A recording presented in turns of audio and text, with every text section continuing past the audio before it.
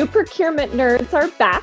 We are actually recording on August 29th. The show will be released the September 3rd, so coming up in a few days. And I wanted to mention the timing so you can understand the relevancy of the content for today. So, Dr. Eloise, you sent me a TikTok video. I think you've been binging TikTok and YouTube quite a bit the last couple months. I have, as folks know, I'm off during this, a good chunk of the summer. And as is tradition now, I watch a metric ton of TikTok and YouTube. And in fact, that's what I was doing right before. It was YouTube right before this recording. And I came across this video, and it comes from the Sean Ryan show. For those of you that are, it's a podcast on YouTube. And for those of you that are familiar with that, he interviews various people in the national security, military realm, and whatnot. And he was interviewing this woman who is well versed in the cartels, and I of course. I tend to watch just clips of the show or things that just catch my interest. And she was talking about avocados and the cartel, and I'm like, what? And so it was this 3-minute clip, and basically she was saying that most of the avocados that are imported into the U.S. are, and I have stats in a second, but that just in this clip, she said most of the avocados come from Mexico, and that most of those avocados come from Michoacan. I think I said that right. I hope I said, and that's a cartel stronghold. So this is not something that I had a lot of knowledge about until you sent me this video, and we're a big avocado household. I mean, Yep. we're leaving for vacation tomorrow, so our avocado supply is not the normal because we don't like to waste.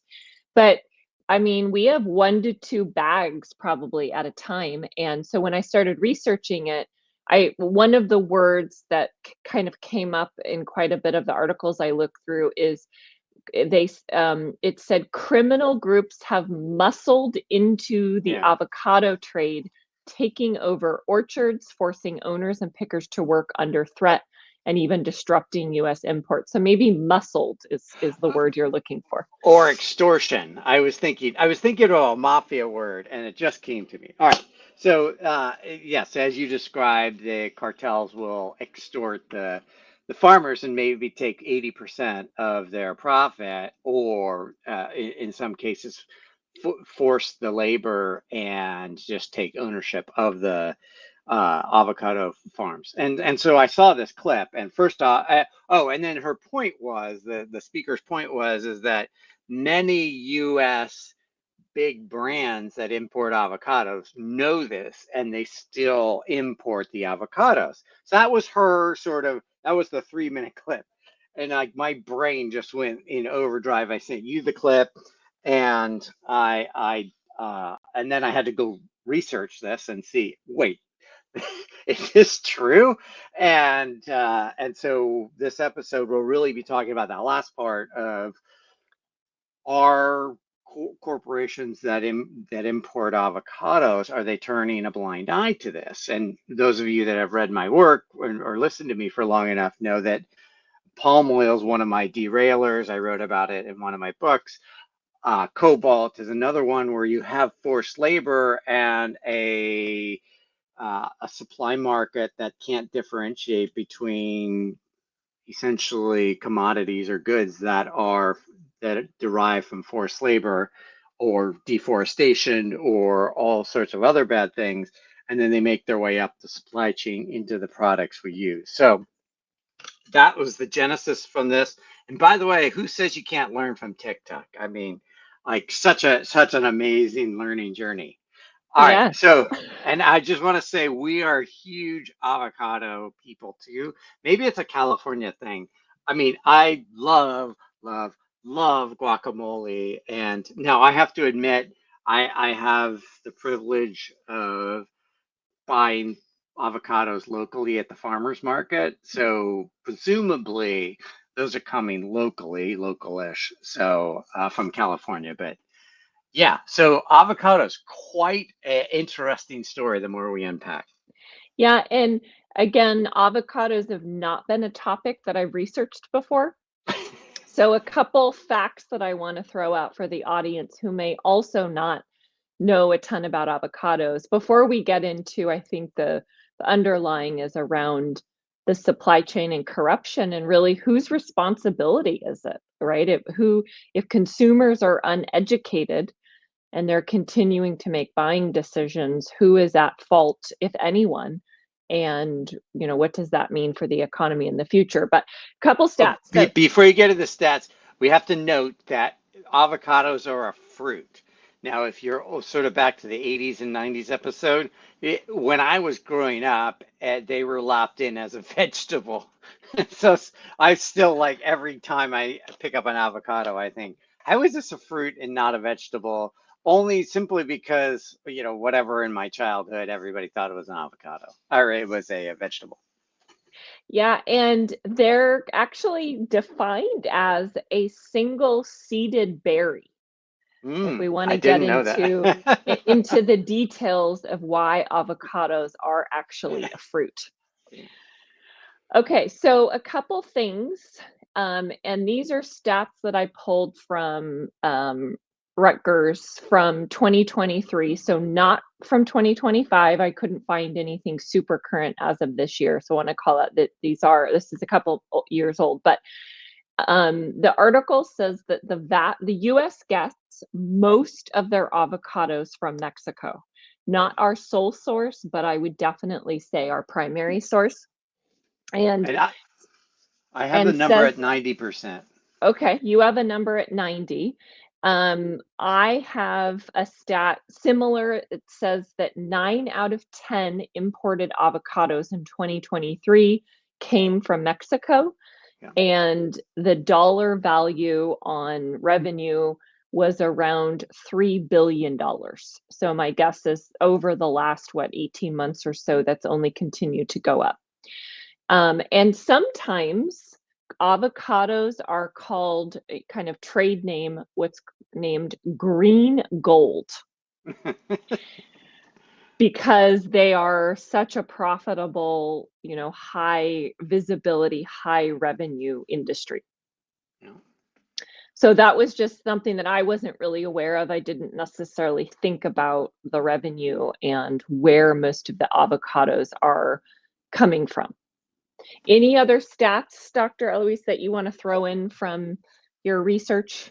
The US consumes 3 billion pounds of avocados annually.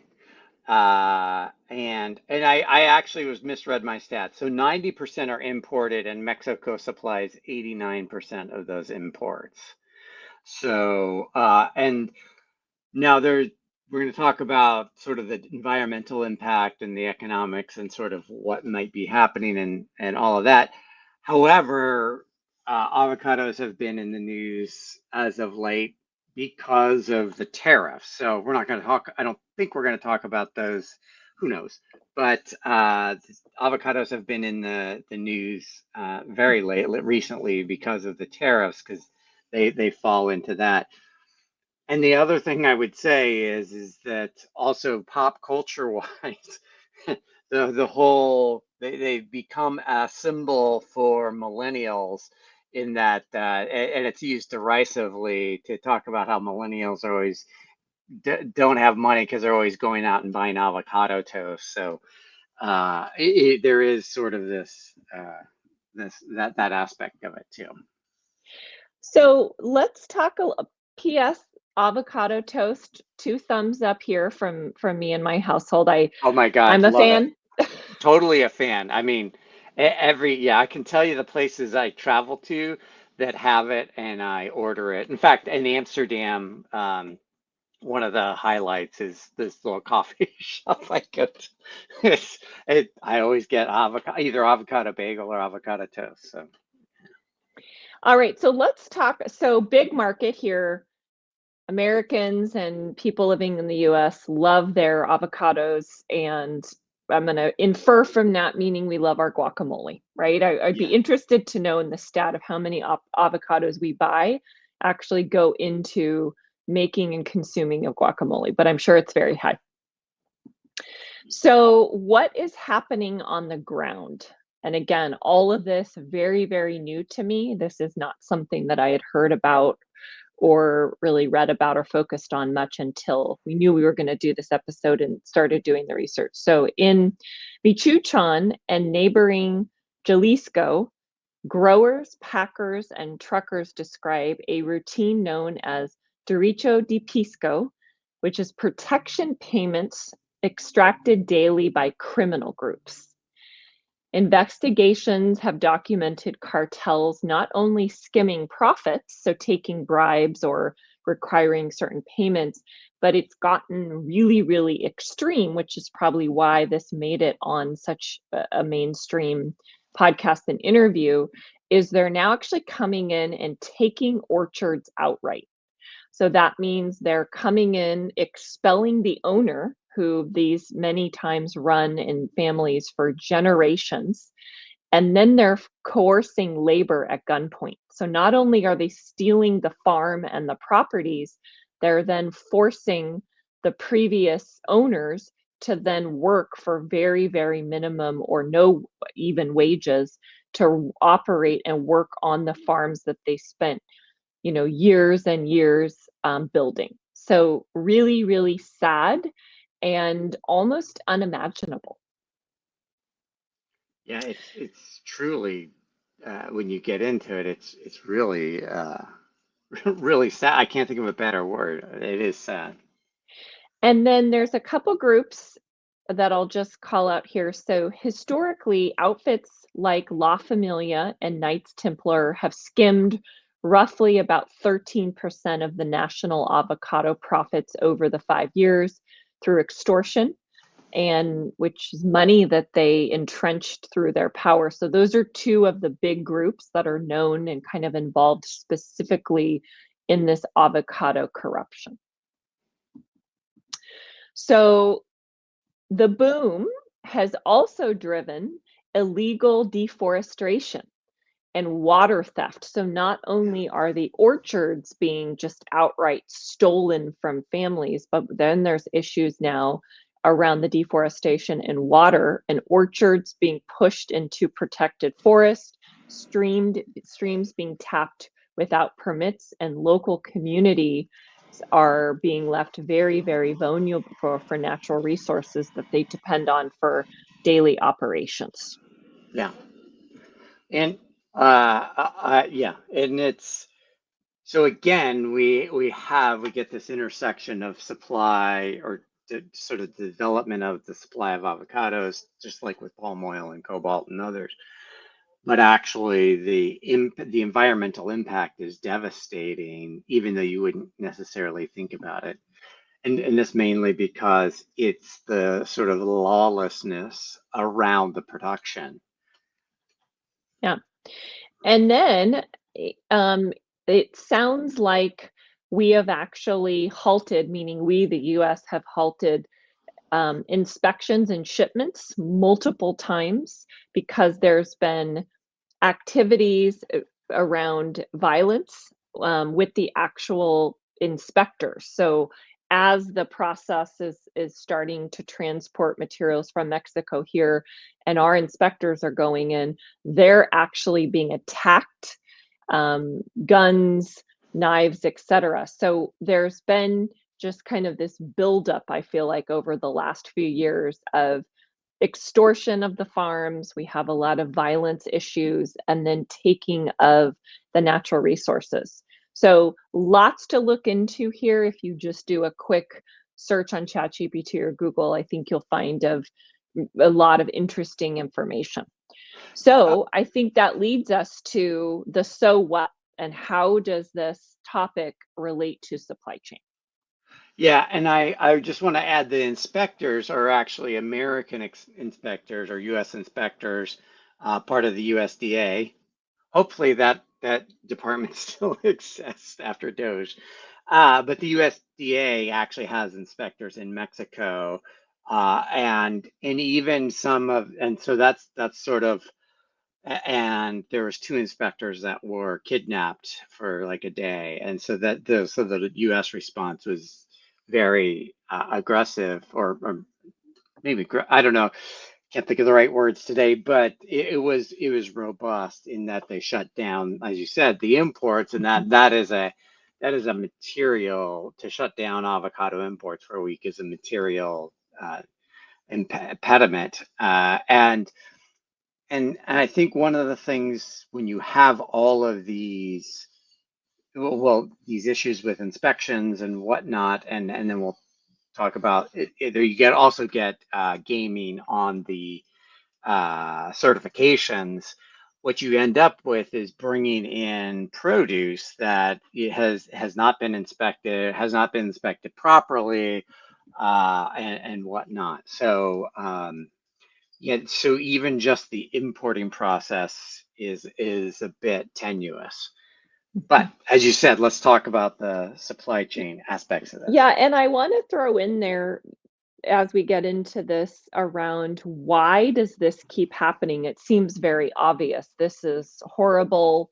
People's farms are being taken over, people are being killed, threaten their livelihood.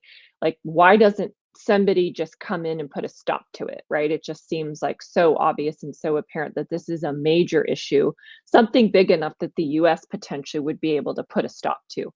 And I think there's a couple things behind it. I think when you're talking about margins at this scale, there's a lot of people who are willing to do bad things when this type of money is involved. And then I think Mexico struggles with weak local enforcement.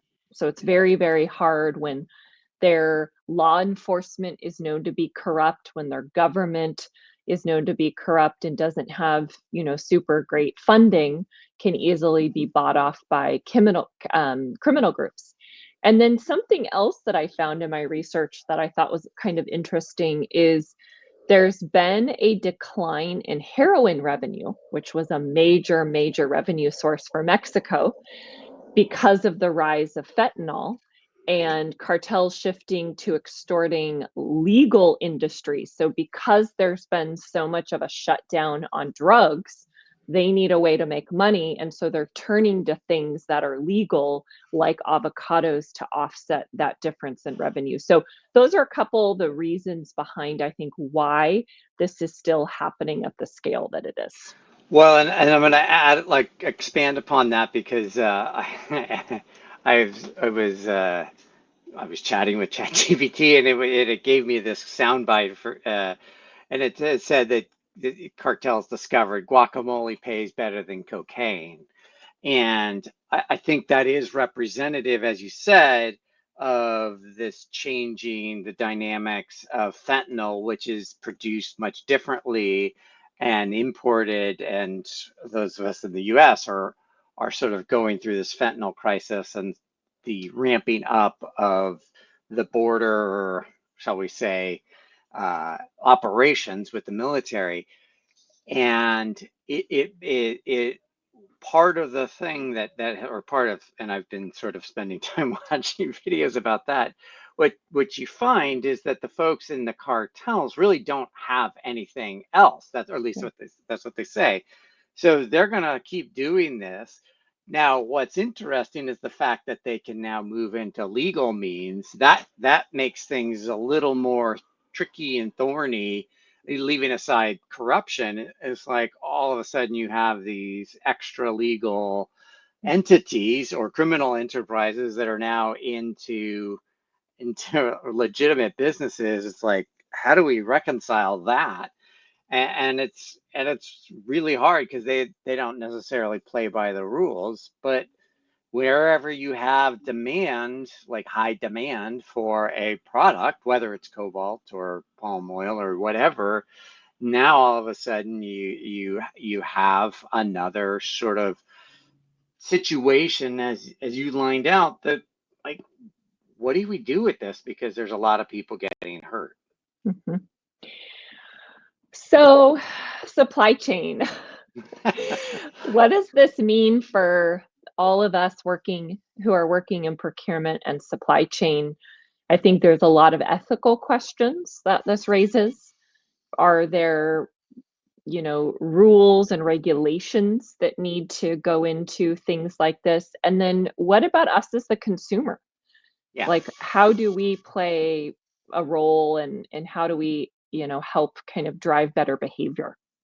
All right, so to answer this question, let me start with who buys avocados? Like, who are the businesses involved in this? So, one is distributors, avocado distributors who bring these in and then push them out to or sell them out to folks that need them.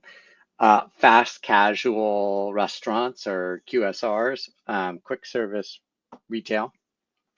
Like Chipotle in particular is consumes about 5% of all U.S. avocados to make its guacamole, and they have done a really good job over the years. Well, let me say that over the years they've diversified their avocado consumption, so 50% come from Mexico, and the others from Colombia, Peru, the Dominican Republic, Brazil, and Guatemala. But even then, it's still a large dependency on Mexico uh, for their for their avocados, and guacamole is a big part of their brand and or their product. And so even in that case, they are 50% of your supply is so you have it dual sourced, but you're still very sensitive to price sensitive to disruption. Grocery chains, other U.S. restaurants, and then just other retail, and then there are some that U.S. based exporters that then sell them elsewhere in the world. So that's the retail market where these 3 billion avocados in the US go. By the way, it's also worth noting Mexico is the biggest consumer of avocados, as you would expect. But certainly from a profitability, there's a lot of profit with the 3 billion, 3 billion, is it pounds? What did I say? 3 billion pounds, yeah.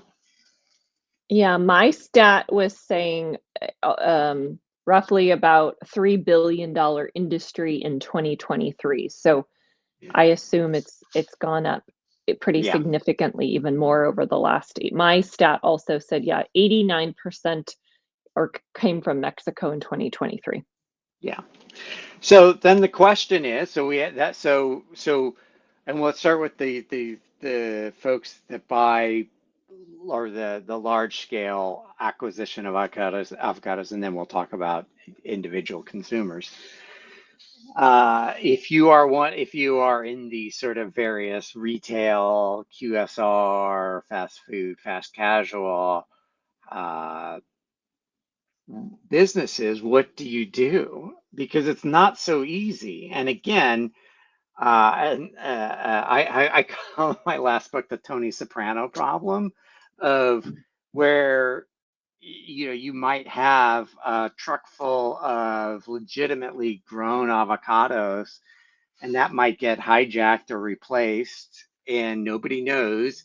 And so then you might get a truckload of non-organic uh, sort of certified, whatever realm, whatever sort of descriptors. And so that gets pushed into the market as quote unquote organic, even though it's full of pesticides. And then the Tony Soprano character takes your truckload of organic avocados and sells those as, so it's like when you have these breakdown in the structural components or the country the governmental components, how do you really track this stuff? How do you certify that this is organic? Certify that the whatever the sort of pieces that you're certifying for that are actually happening, and that's where, and again, we have this problem with all the other rare earth material, with many of the rare earth materials,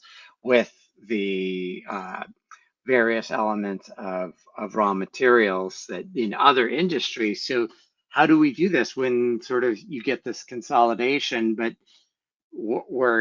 all the production happens, it's sort of unclear, it's opaque, and then all of a sudden, at some point in that supply chain, you get a truckload of avocados with a certification that you're just hoping is representative of what has happened, and oftentimes it's not. Where my mind goes is on the supplier side, that there's a potential big business opportunity here.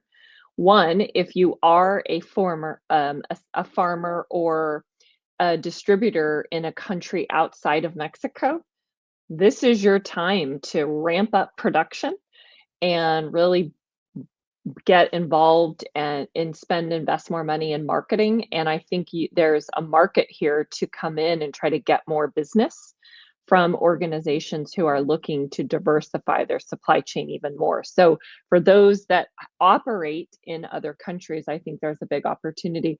I also think there's an opportunity for an organization or a multiple to figure out a traceability and certification process that can be really scaled, because if you can figure that out, I think there's big money to be made. Yeah. Now, one thing is it can take 15 years to get an avocado tree to sort of at the place where it's producing. And as you noted, it's water intensive. So like California can't scale up production just because of the amount of water.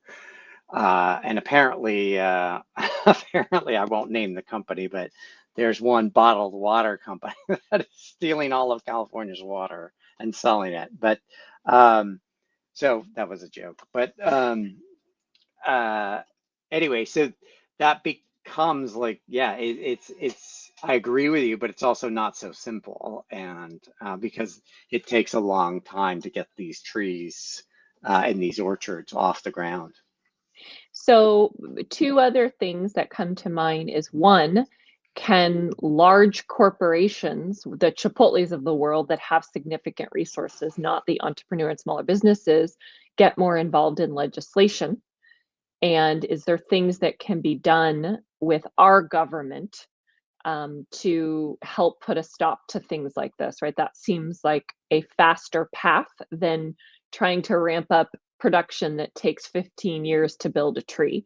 So there's a whole government aspect to this that I think, again, is not necessarily realistic for small businesses, but for large companies that, spend massive amounts of money on avocados, and it's a really important part of their business. I think there's something to be said for, can government get involved and really make an impact and shut this down, doing something in 2025, for example, versus just kind of letting it roam free and get worse. Well, and I think it's a great idea and great question. I'm not sure that, well, I'm not sure our current government has any appetite to do that. But again, as much like these other sort of forced labor commodities and sort of production methods, it's really hard to see what's happening on a farm in Michoacan or in other places where the US just doesn't have visibility. It gets back to fundamental visibility that is oftentimes just lacking. And then as a consumer, right? Yeah. For example, I buy avocados. I wasn't really even aware this was an issue, so I wouldn't have even known to do research. Is there ethical sourcing incentives that brands could potentially leverage, where you pay a premium for fruit like an avocado that's verified and has proof that there's long-term contracts, pre-harvest financing, or things that reduce cartel exposure for a higher price point? Yeah. And yeah, and that's a great idea. And even just asking the question. Now, w- I shop at Trader Joe's for those that don't know. That's actually it's in Europe it's Aldi's, but in the US there's Aldi's and Trader Joe's. It's a whole other that's a whole other topic. But um, a lot of their products have palm oil in them. And so I wrote to them one day, like a diligent advocate that I am, and I said, when are you going to start getting products that don't have palm oil? And I got a tepid response of like, can't do that. And I think also just asking the question, because again, if you don't even know that this is an issue, then then you can't even ask the question. And maybe this is a decades long journey, but maybe we start to at least as individuals, make different choices, and like you said, pay more for a certified organic. And by the way, I would point out on the cartels, one of the things is because they have legitimate business with avocados, they use it to launder money. So they launder drug money through the avocado production and sale. So like these are really multifaceted problems. And look, is it the biggest problem in the world? Not necessarily, but it is worth sort of noting, because we're the US is about to quote unquote go to war with cartels. And sometimes, like, that sounds great in a soundbite, but the reality is much more different, because even fentanyl, like the precursors to fentanyl are chemicals that come from other countries. So, and then it gets assembled very quickly at the end and then floods the market. And the companies in the mix of that you would ideally be targeting, you might be creating other harm in other areas, say, so for example, avocado. So it's some of these issues are really thorny, and I agree with you. We have to get sort of governmental intervention at some point, and it could be the Mexican government at some point. I don't. We can't just rule them out. So. I'll also say for the creative listeners of the show, another thing to think about is menu reengineering, Mm-hmm. right?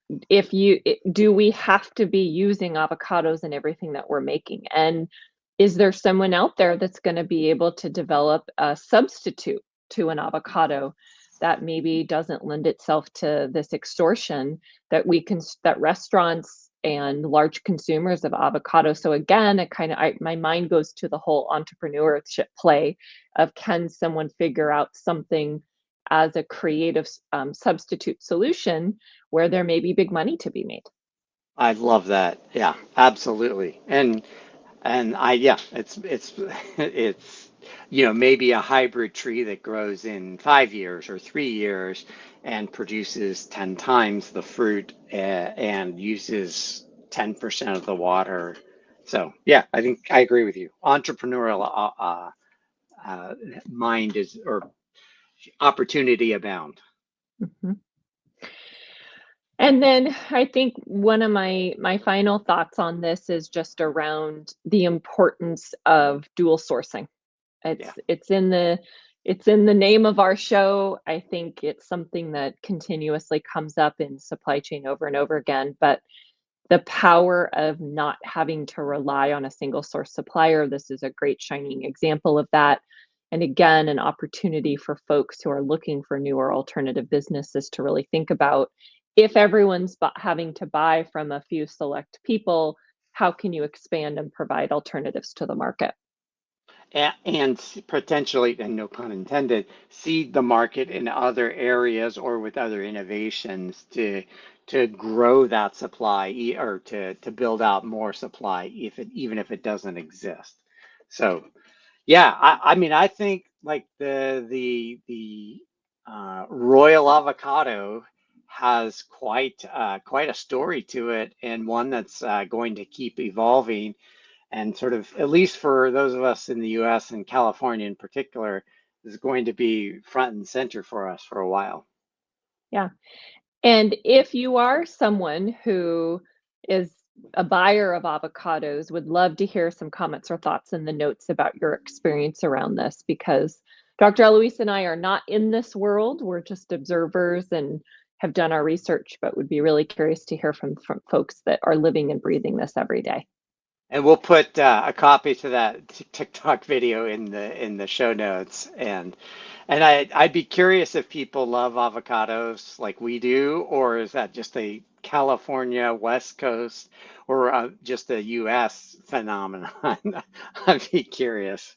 Yeah, is our green gold really that green? Exactly. And but like I said, in Amsterdam, I get avocado on my bagel, so I don't know. Maybe it's more global. I honestly don't know. Alrighty, I think that's the pod. We will be back next week.